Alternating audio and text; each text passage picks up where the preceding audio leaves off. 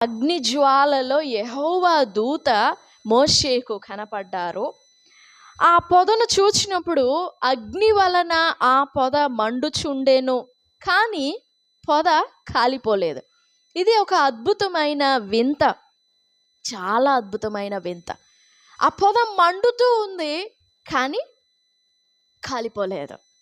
ఒకసారి అలా ఊహించుకోండి, అది ఎలా ఉంటుందో. పొద మండుతూ ఉంది, కానీ కాలిపోలేదు. సాధారణంగా అగ్ని యొక్క స్వభావం ఏంటి? అగ్ని స్వభావం ఏంటి? బంగారాన్నైనా కరగదీస్తుంది, రాయినైనా కరగదీస్తుంది, రాయినైనా కరగదీస్తుంది. ఇక చెత్త అంటారా? చెప్పాల్సిన పని లేదు. అగ్ని స్వభావం ఏంటంటే కాల్చివేస్తుంది. కానీ ఇక్కడ భాగంలో ఒక పొద నడిమిన, నడిమి అంటే in the middle of a bush, ఒక పొద నడిమి. పొద అనంటే పెద్ద గుబురు అనేది మనం చెప్పుకోవాల్సిన పని లేదు.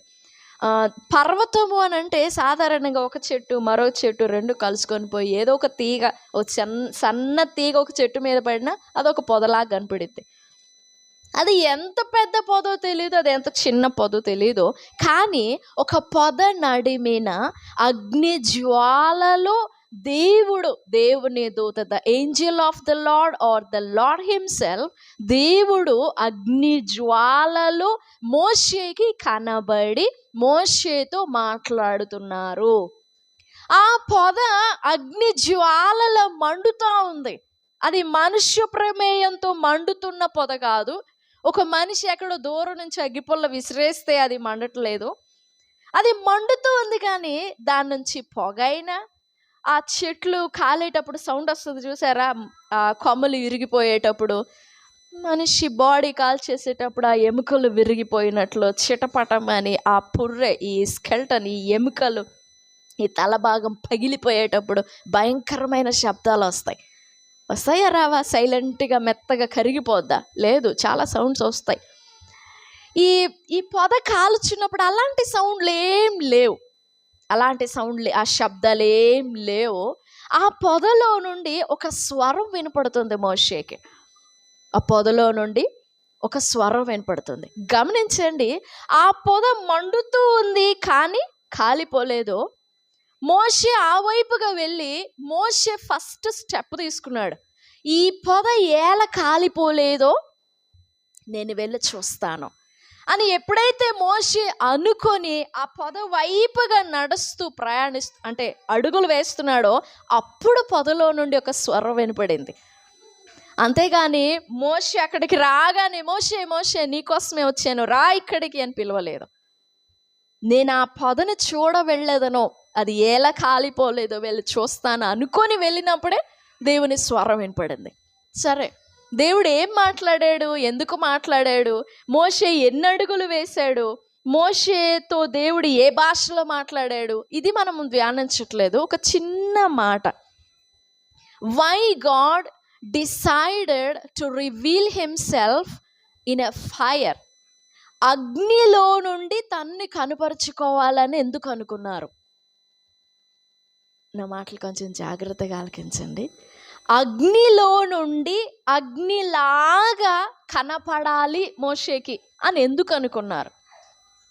దేవుడు ఒక మనిషితో మాట్లాడడానికి చాలా మార్గాలు ఉన్నాయి కదా. దేవుడు ఒక మనిషితో మాట్లాడి ఒక మనిషిని దర్శించడానికి చాలా ఉన్నాయి.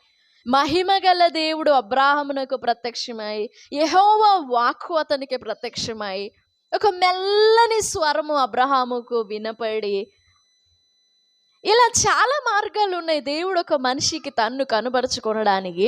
కానీ అగ్నిలాగానే ఎందుకు కనపడ్డాడు దేవుడు మోషేకి? ఇంకా వేరే విధంగా మాట్లాడొచ్చు కదా. పర్వతం మీదకి రాగానే మోషే మోషే నీతో మాట్లాడడానికి నేను వచ్చి ఉన్నాను అని అంటే సరిపోవు. కానీ ఒక పర్టిక్యులర్ ఆ పొద మండునట్లు కనపడడం, పొద కాలిపోతున్నా కానీ, ఆ మంటలు ఎగిసిపడుతున్నా కానీ, ఆ ఒరవడి అగ్గిపుల్ల ముట్టించగానే ఎంత అగ్ని వస్తుంది, నిప్పు వస్తుంది. ముట్టించగానే ఆన్ ద సెకండే, మళ్ళీ ఒక 1 to 5 seconds తర్వాత కాదు, ముట్టించగానే ఎలాంటి మంట వస్తుంది. అది ముట్టించి 1 నిమిషం 2 నిమిషాలు అయిపోయిన తర్వాత ఎలాంటి మంట వస్తుంది? మండుతున్నట్లుగా అట్లా ఎగిసిపడి ఆరిపోయే మంట కాదు ఈ పొద మండుతుంది, అది మండుతూనే ఉంది. ఎంత ఎంత ఒరవడితో, ఎంత ఫోర్స్గా మంట మండుతుందో తెలియదు, కానీ మండుతూనే ఉంది ఆ మంట. ఎందుకని అలాంటి మంటను చూపించాలనుకున్నాడు దేవుడు? ఆ మంటలో నుండి, అగ్నిలో నుండి ఏం చెప్పాలనుకుంటున్నాడు దేవుడు? ఏలయనగా మన దేవుడు చెప్పాలి. ఏలయనగా మన దేవుడు దహించు అగ్ని అయి ఉన్నాడు. దహించు అగ్ని అంటే ఏంటి దాని అర్థం? దహించు అగ్ని అంటే ఏంటి దాని అర్థం? మీరు ఎప్పుడైనా ఆలోచించారా? ఏంటి దేవుడు దహించడం ఏంటి? సరే, ఒక చిన్న మాటని మనం చెప్పుకొని ముగించుకుందాం. అగ్ని యొక్క స్వభావము ఏంటంటే కాల్చేస్తుంది, శుద్ధి చేస్తుంది, మాడి మసైపోనట్లు చేస్తుంది, మండిస్తుంది అంటే వెలుతురునిస్తుంది, నాశనం చేస్తుంది. చాలా కారణాలు ఉన్నాయి అగ్నికి, అగ్ని స్వభావానికి కదా. అగ్ని కాల్చేస్తుంది, అటు కాల్చినట్లుగా మనం తినే మాంసమో కూరగాయలో మనం తినే ఫుడ్ మనం తినడానికి వీలుగా శుద్ధి చేస్తుంది. ఇంకొన్నిసార్లు చెత్తనేమో అది నాశనం అయిపోయి, అది ఇంకా చెడిపోయి నాశనం అయిపోయి దాని ఆనవాళ్ళు కనపడకుండా క్లియర్ చేసేస్తుంది. కొన్నిసార్లు కరెంటు షాకో అగ్ని వలన శుద్ధి కలుగుతుంది. కొన్నిసార్లు అగ్ని వెలుతురునిచ్చి మండిస్తూ ఉండిద్ది. చాలా కారణాలు ఉన్నాయి అగ్ని. కానీ మోషేకు దేవుడు కనపరుచుకుండిన ఈ మండుచున్న పొద, దీని ఉద్దేశం చాలా కారణాలు ఉన్నాయి. అవన్నీ చెప్పుకోవడానికి సమయం సరిపోదు. ఒక చిన్న మాట చెప్పుకుందాం. అదేంటంటే 430 సంవత్సరాల ముందు, ఆదికాండం 15వ అధ్యాయం 17వ వచనం, 15వ అధ్యాయము 17వ వచనం. మరియు ప్రొద్దుగుంకి కటిక చీకటి పడినప్పుడు రాజుచున్న పొయ్యియు అగ్ని జ్వాలయును కనబడి ఆ ఖండముల మధ్య నడచిపోయేను. నిర్గమాకాండం 3వ అధ్యాయము 2వ వచనానికి, ఆదికాండము 15వ అధ్యాయము 17వ వచనానికి ఒక ప్రమాణం కనపడుతుంది. ఒక ప్రమాణము, ఒక వాగ్దానము, ఒక నిబంధన, ఒక పోలిక కనపడుతుంది. ఈ ఆదికాండం 15వ అధ్యాయంలో నీ బహుమానాన్ని నేను అత్యధికం చేస్తాను, నువ్వు భయపడొద్దు అని అబ్రహాంతో మాట్లాడుతుంటే అబ్రహాం అంటాడు, నువ్వు నాకు ఏమి ఇచ్చిననేమి, నాకు సంతానం లేదు కదా, నా దాసుడే నా ఆస్తంతటికి కర్త అవుతాడు కదా, నువ్వు నాకు ఏం చేస్తే ఏమి ఇస్తేనేమి, నువ్వు నాకేమి ఇవ్వద్దులే అన్నట్లుగా కొంచెం సనగలేదు, గొనగలేదు, కానీ కొంచెం అదొక మనస్సు వచ్చింది అబ్రహాములో. లేదు నేను నిన్ను దీవిస్తా, నిన్ను ఆశీర్వదిస్తా, నీ బహుమానాన్ని నేను గొప్ప చేస్తాను, అత్యధికం చేస్తాను, నన్ను నమ్ము అని అంటే సందేహంగా అడగలేదులే. కానీ నేను దీన్ని ఎలా స్వతంత్రించుకుంటానో నాకు రుజువేంటి? డౌట్ అయితే కాదు, అపనమ్మకం, అవిశ్వాసం అయితే కాదు.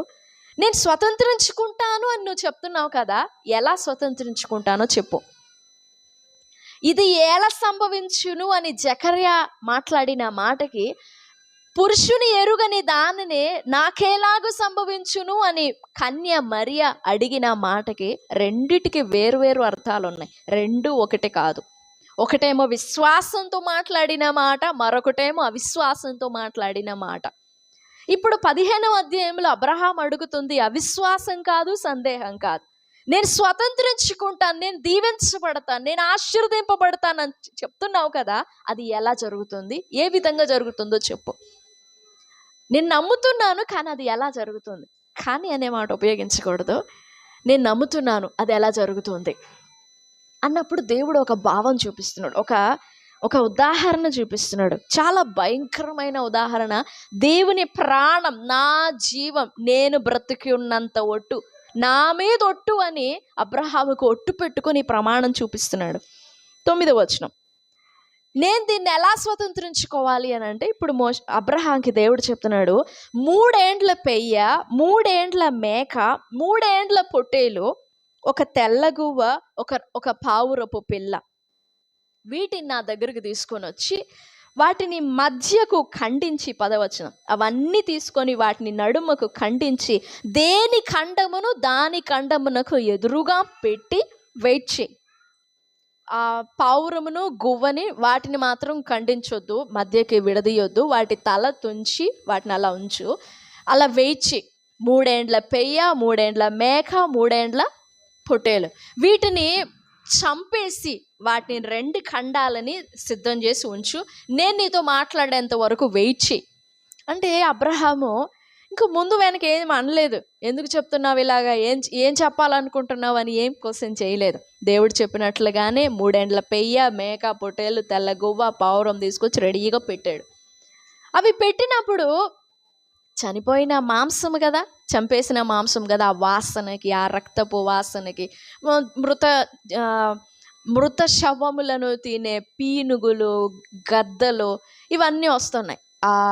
వాటిని తోలడానికని అబ్రహాం, దేవుడేం చెప్పలా నువ్వు వాటిని కాపలా కాయాలి అని, కానీ అబ్రహాం తన కామన్ సెన్స్తో, తన విశ్వాస హృదయంతోనే అందాం, విశ్వాస హృదయంతోనే వాటి మీద, ఈ మృత కళేబరముల మీద వ్రాలుతున్న ఈ కాకులు, గద్దలు, వాటన్నిటిని తోలుతూ ఉన్నాడు. సాయంకాలం వరకు తోలుతానే ఉన్నాడు. ఇప్పుడు 17వ వచనంలో ప్రొద్దుగూంకి, అంటే చీకటి పడుతోంది, ప్రొద్దుగూంకినప్పుడు, కటిక చీకటి పడినప్పుడు. సాధారణంగా ఆ 2 మాటలు అక్కడ పక్క పక్కన ఉండకూడదు. పొద్దుగూంకినప్పుడు అంటే ఖచ్చితంగా చీకటి పడిద్ది, ఇంకా మరలా కటిక చీకటి పడడం సరే అది వేరే విషయం. సాయంకాలమై కటిక, దేవుడే అంత చిక్కని చీకటి తీసుకొచ్చాడు. అబ్రహాముకి గాఢ నిద్రను కలిగజేసి ఈ 17వ వచనంలో ఆ ఖండములు ఉన్నాయి చూసారా, 2, 3 ఏండ్ల పెయ్య, మేక, పొట్టేలు, దేని ఎదురు దాను మధ్యలో కొంచెం దారి ఉంచమన్నాడు దేవుడు. ఈ మధ్యలో నుండి రాజుచున్న పొయ్యి, దాని అర్థం తెలియదు, రాజుచున్న పొయ్యి, ఆ స్మోకింగ్ పాట్, ఇంకంతే, దాని అర్థం తెలియదు. రాజుచున్న పొయ్యి అగ్ని జ్వాల. అగ్ని జ్వాల అంటే అది ఆరిపోదు, దాని మంట తరిగిపోదు, అది గాలి అటు ఇటు ఊగినా దాని మంట అటు ఇటు ఊగడం జరగదు, ఇంకా అదొక జ్వాల అంతే. రాజుచున్న పొయ్యి అని అంటే మండించే స్వభావం కలిగినది, మండుతూ ఉండేది. దాని ట్రాన్స్లేషన్ తెలియదు, అగ్ని జ్వాల. దేవుడు రాజుచున్న పొయ్యిలాగా, అగ్ని జ్వాలగా ఈ మృత కళేబరముల మధ్య నడిచిపోయినాడు. అలా మధ్య నడిచిపోయినప్పుడు ఈ మృత కళేబరములు కాలిపోయినాయా? మన తెలుగు బైబిల్లోనైతే కాలిపోయినాయా అని లేదు, కానీ వాస్తవంగా అయితే కాలిపోలేదు. మృత కళేబరములే అగ్ని వాటి మధ్య గుండా నడిచి వెళుతున్నప్పుడు అవి కాలిపోలేదు. దీని నుండి దేవుడు అబ్రహాముకు 2 విషయాలు చెప్పాడు, 2 పోలికలు ఉన్నాయి. మొదటి పోలిక ఏంటంటే, నా మీద ఒట్టు, ఇదిగో ఈ మృత కళేబరములు ఎలా చచ్చిపోయినాయో, నీతో చెప్పిన మాట నేను నెరవేర్చకపోతే నేను వీటిలాగా ఖండించబడి చచ్చినంత లెక్క. ఎవరు? దేవుడు. దేవుడు 2 భాగములుగా ఖండింపబడి చచ్చినంత లెక్క. అది ఇంపాసిబుల్, జరగదు. కానీ నీకిచ్చిన మాట ఎంత బలమైనదో ఊహించుకో. నేను నీతో మాట్లాడిన మాటలు ఎంత నమ్మదగినవో ఊహించుకో, నమ్ము, ఇంకంతే. వీటిలాగా నేను చచ్చి శవమై తేలినట్టు నీకు ఇచ్చిన మాట నేను నెరవేర్చకపోతే. 2, 430 సంవత్సరాల తరువాత నిర్గమాకాండం 13వ అధ్యాయం చివరి వచనంలో,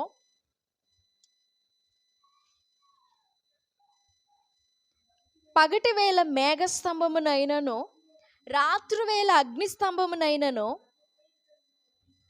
మా ముందర నడుచున్నట్లుగా నువ్వు అగ్నిస్తంభంగా రావాలి. పగలు మాకు ఎడారి, అది ఆ ఎండలో మాకు ఉపశమనం, కొంచెం చల్లగా ఉండడానికి నువ్వు మేఘస్తంభంగా రావాలి అని ఇశ్రాయేలీయులు వినతి పత్రం పెట్టలేదు దేవునికి. అడిగారా? ఈ అరణ్యములో మా ముందర అగ్నిస్తంభంగా నడవాలి, మా ముందర మేఘస్తంభంగా నడవాలి అని అడిగారా ఇశ్రాయేలీయులు? లేదు. ఈ భావం, ఈ మాట 430 సంవత్సరాల క్రితము అబ్రహాముకు ఇచ్చిన ప్రమాణం. ఈ చచ్చిన శవముల వల్లే పడి ఉన్నాయి చూసావా ఈ మృత కళేబరములు. వీటి మధ్యను నేను ఎలాగ నడిచిపోయినానో నీ సంతతి మధ్యలో, నీ సంతతి వారిలో వారితో కలిసి నేను కూడా రాజుచున్న పొయ్యిలా అగ్ని జ్వాలగా వారితో పాటు నేను నడుస్తాను అని అబ్రహాంకి ఎప్పుడో దేవుడిచ్చిన ప్రమాణం. ఈ ప్రమాణాన్ని, ఈ వాగ్దానాన్ని, ఈ పోలికనే దేవుడు మోషేకు చూపిస్తున్నాడు. అగ్నిలో, అగ్ని ద్వారానే దేవుడు మోషేకు కనపడడానికి కారణాలు ఎన్నో ఉన్నాయి. వాటిలో ఒక కారణం ఏంటంటే ఈ 430 సంవత్సరాలు ఇశ్రాయేలీయులు ఐగుప్తులో ఎన్ని సంవత్సరాలు బానిసత్వం చేశారు? ఎన్ని సంవత్సరాలు వెట్టి చాకిరీ చేశారు? ఎన్ని సంవత్సరాలు? 430 సంవత్సరాలు. ఈ 430 సంవత్సరాలు దేవుడు ఎలాగుంటాడో ఇశ్రాయేలీయులకు తెలీదు. దేవుని స్వరూపం ఎలాగుంటుందో ఇశ్రాయేలీయులకు తెలీదు. దేవుడు ఎలా మాట్లాడతాడో, దేవుని స్వరం ఎలాగుంటుందో ఇశ్రాయేలీయులకు తెలీదు. కానీ నమ్ముతున్నారు. వాళ్ళ పితరుడు అబ్రహాము, మూల పితరుడు అబ్రహాము. 430 సంవత్సరాలు ఇశ్రాయేలీయులు దేవుణ్ణి చూడలా, దేవుని స్వరం వినలా. దేవుడు నేను మిమ్మల్ని తీసుకువెళ్తానని కొంచెం హెచ్చరించడం, మాట్లాడటం అలాంటి సిగ్నల్స్, వర్డ్స్ ఏం లేవు. దర్శనాలు, కళల్లో ప్రత్యక్షతలు ఏం లేవు. ఈ 430 సంవత్సరాలలో ఇశ్రాయేలీయులు ప్రతిరోజు రోజుకు ఎన్ని సంఘటనలు చూసేవారో. ఏం సంఘటనలు అంటే ఐగుప్తులో విగ్రహారాధన చేస్తున్నారు కదా.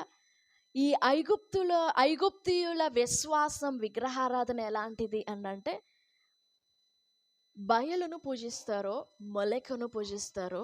ఐగుప్తీయుల దేవతారాధన ఎలాంటిది అంటే వారి ముంద ఆ దేవత బొమ్మ విగ్రహము ముందర ఒక గంగాళం లాంటిది ఉంటుంది. నేను ఆ దేవతను మొక్కి నేను దీవించబడాలని, ఆ దేవత దీవెన నా మీద పడాలి అని నేను కోరుకుంటే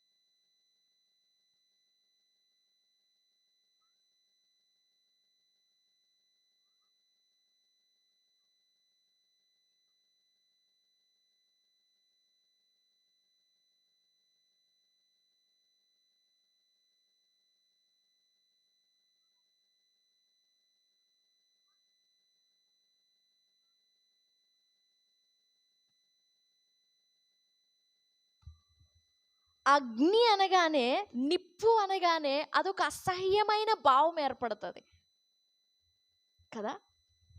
పెద్ద కొంచెం వయసులో ఉండిన మనుషుల్ని కాల్చేటప్పుడు, సెన్సిటివ్ వర్డ్స్, మనుషుల్ని కాల్చేటప్పుడు మీరు చూసారో విన్నారో లేదో తెలియదు, కానీ ఒక మనిషిని కాల్చేసేటప్పుడు భయంకరంగా ఉంటుంది.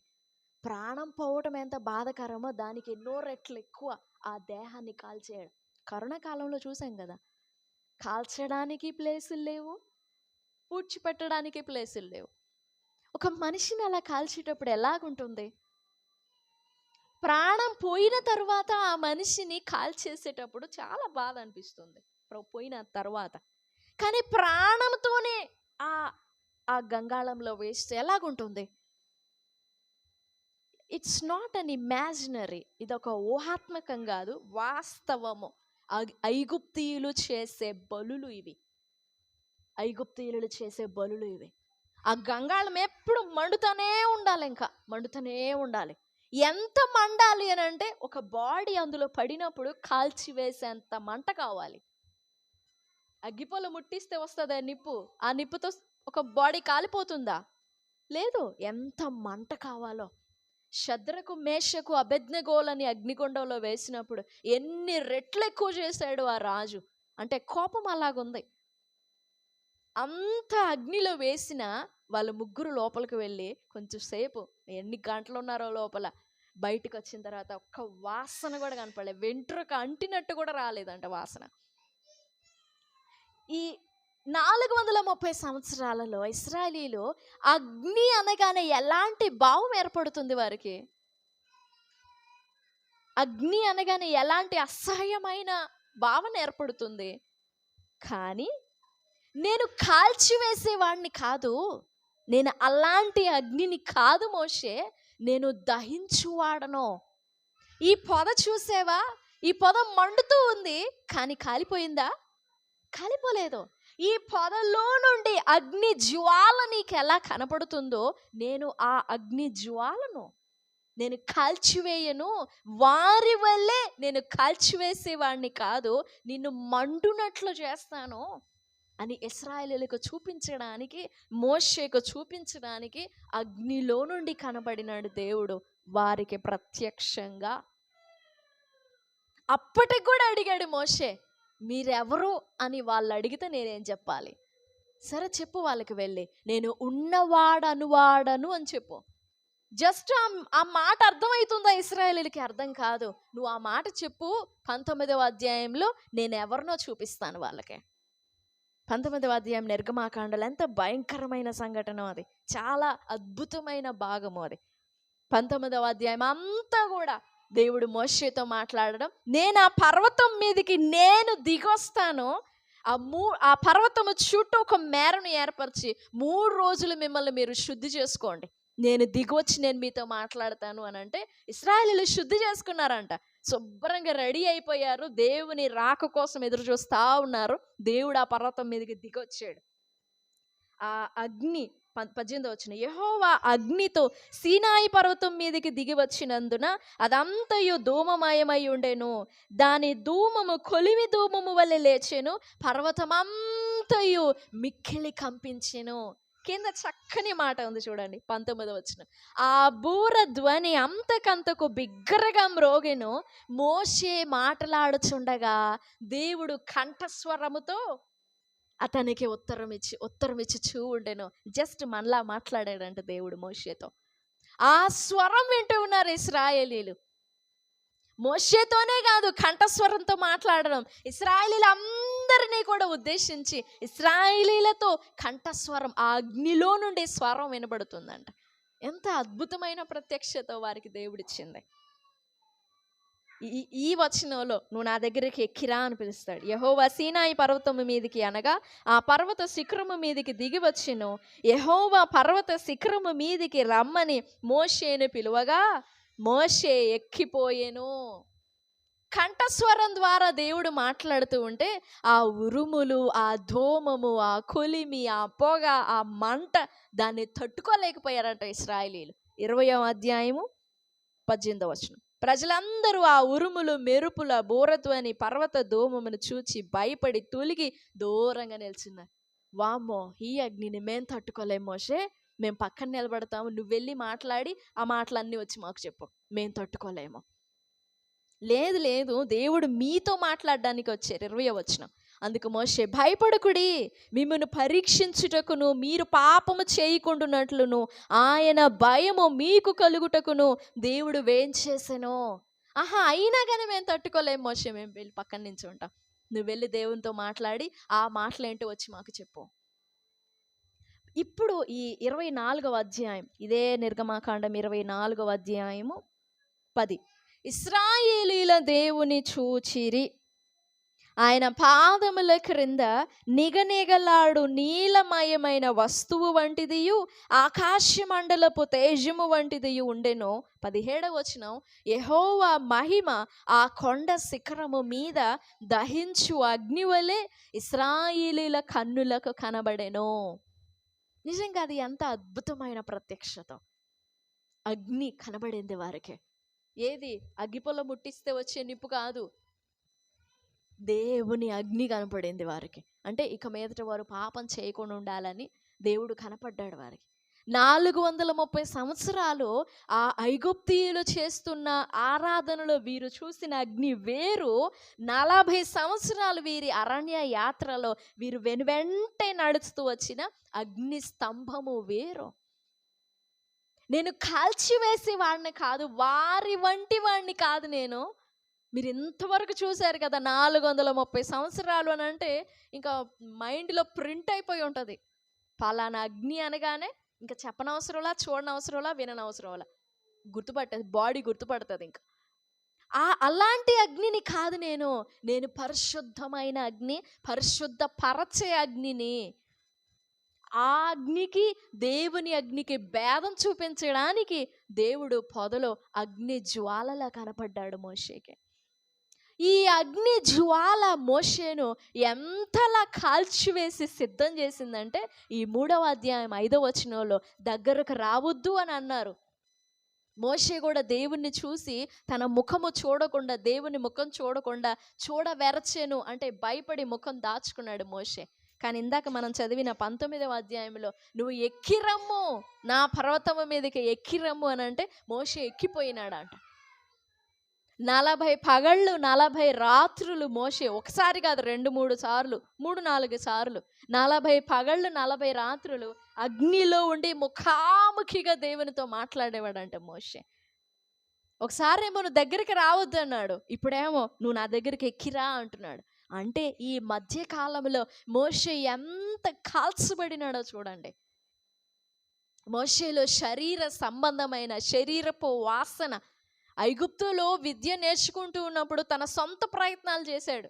నేను రక్షించటానికే కదా వచ్చాను అని చెప్పేసి తన సొంత ఆలోచనతో, తన సొంత ప్రేరేపణతో వెళ్ళి తన ప్రజలైన హెబ్రీయులు అంటే ఇశ్రాయేలీయుల్ని కాపాడడానికి ఒక ఐగుప్తీని చంపుతాడు పోయి తన సొంత ఆలోచనలతో. కానీ ఈ అగ్ని జ్వాలను చూపించిన ఈ ప్రత్యక్షతలో సొంత ఆలోచనలు, సొంత ఉద్దేశాలు, సొంత జ్ఞానం. ఫస్ట్ 40 సంవత్సరాలలో ఐగుప్తు యొక్క సకల విద్యలు నేర్చుకున్నాడు మోషే. ఈ సకల విద్యలలో మాంత్రిక శక్తి ఉంది, విగ్రహారాధన శక్తి ఉంది, ఇంకా శకున విద్య ఉంది. ఐగుప్తుల విద్యలన్నీ ఎక్కువ అవే ఉంటాయి. ఇవన్నీ నేర్చుకున్నాడు మోషే.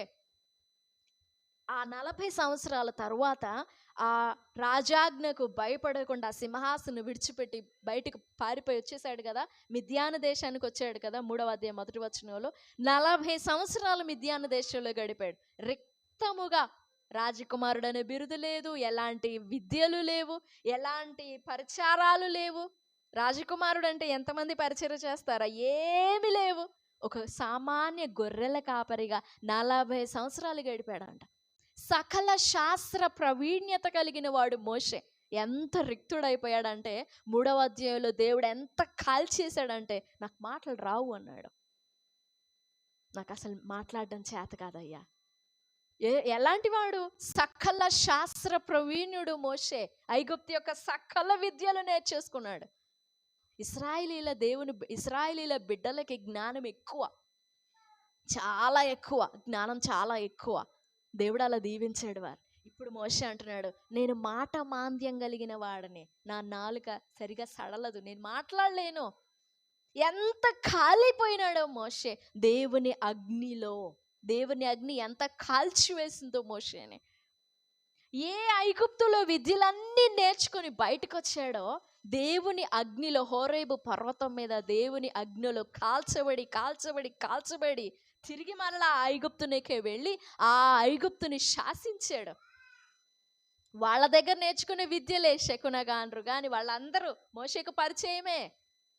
కానీ ఆ రాజు చనిపోయాడు. తర్వాత దేవుని అగ్నిలో నేర్చుకున్న తర్వాత మోషే అక్కడికి వెళ్ళి ఐగుప్తు దేశానికి వెళ్ళి అక్కడ తెగుళ్ళు రప్పించినప్పుడు ఇది దేవుని శక్తియే కానీ మరో శక్తి కాదు అని నివ్వెరపోయారు ఐగుప్తు శకునగాండ్రు కానీ, మంత్రజ్ఞులు కానీ, జ్ఞానులు కానీ. ఎంత కడగబడినాడో మోషే దేవుని అగ్నిలో.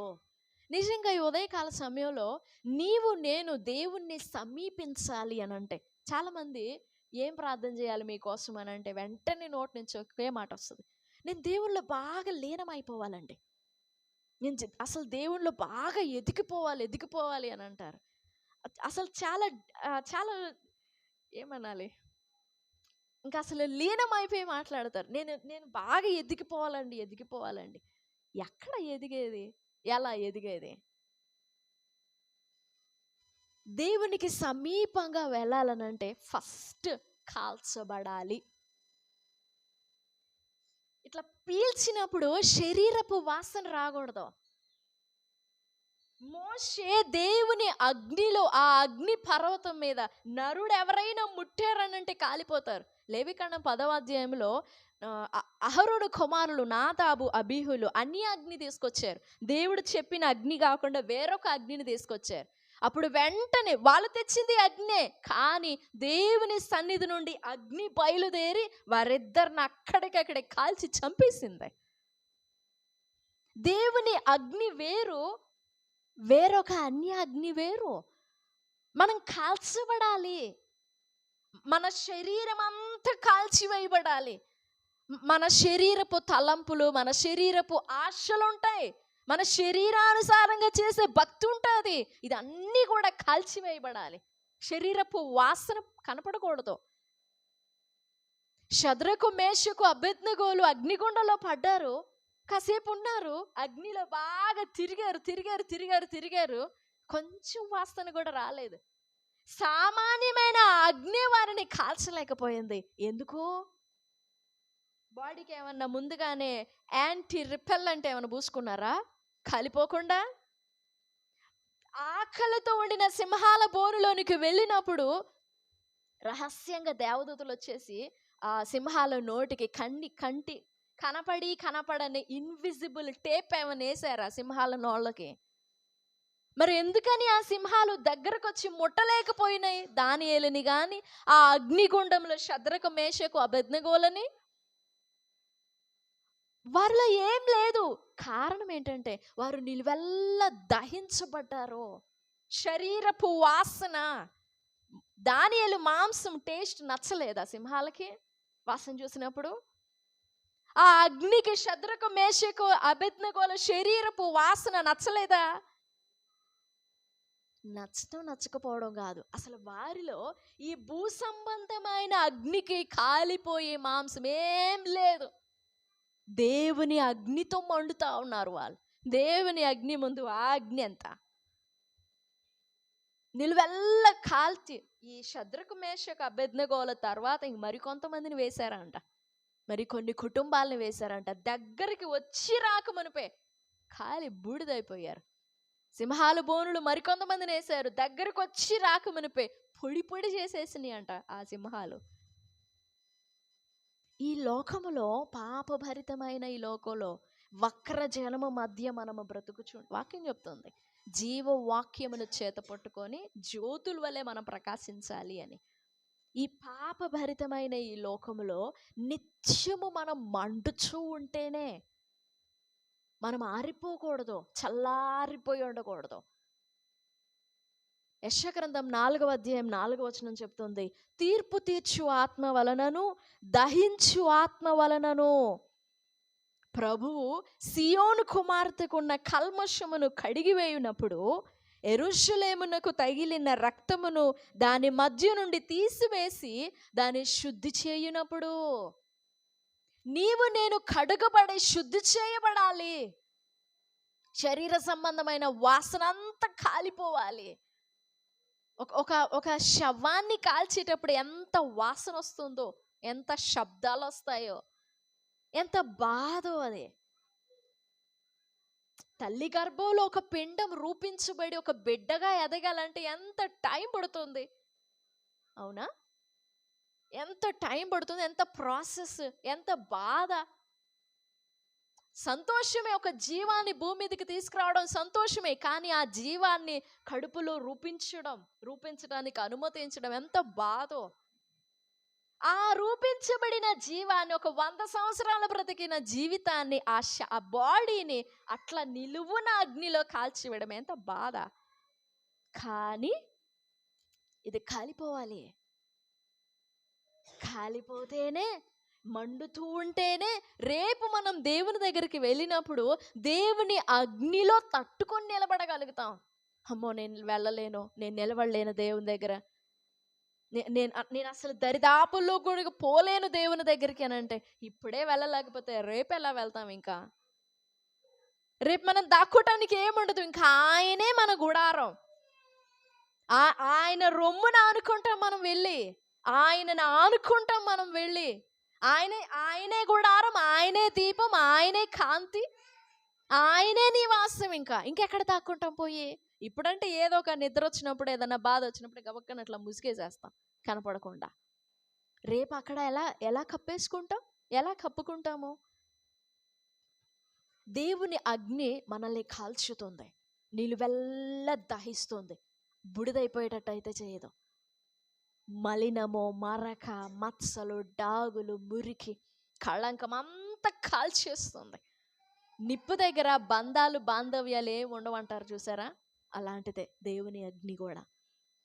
ఏ భేదం లేకుండా నిలువెల్ల నిన్ను, నీ దోషం, నిన్ను సర్వం తల మొదలుకొని అరికాలి వరకు కాల్చేస్తుంది. అలా కాల్చివేయబడితేనే దేవుని సమీపించడానికి ఒక అడుగు అట్లా ముందుకెళ్ళగలుగుతాం. ఇలా కాల్చివేయబడకుండా దేవుని సమీపానికి వెళ్ళలేము. మోషేతో అన్నట్లు దగ్గరకు రావద్దు అనేస్తాడు దేవుడు.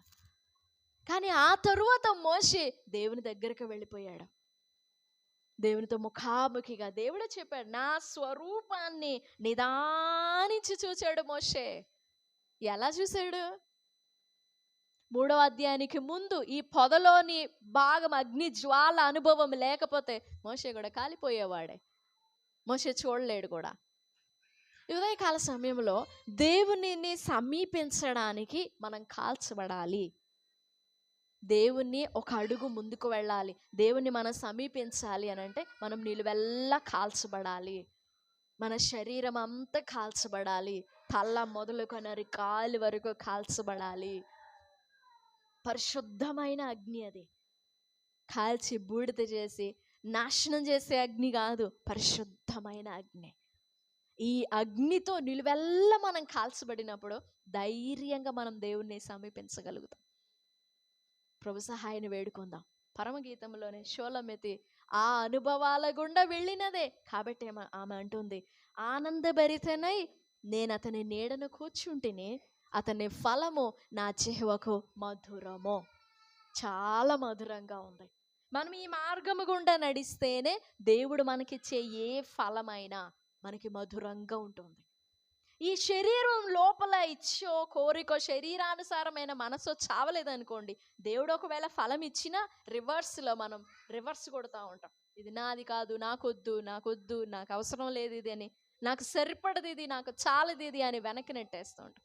అదే ఈ శరీరం నిలువెల్ల కాల్చబడి దేవుని అగ్నితో నింపబడింది అనుకో, దేవుడు ఏ మాట ఇచ్చినా చక్కగా నిలువున పాస్ అయిపోతుంది. ప్రభు సన్నిధిలో వేడుకుందాం. షోలమెతి వలె ఆయన మనకిచ్చే ఫలాన్ని మధురంగా భుజించుదాం, పరలోక రాజ్యమునకు సిద్ధపడదాం. దేవుడి మాటలు మన వినికిడిలో దీవించునుగాక. ఆమేన్.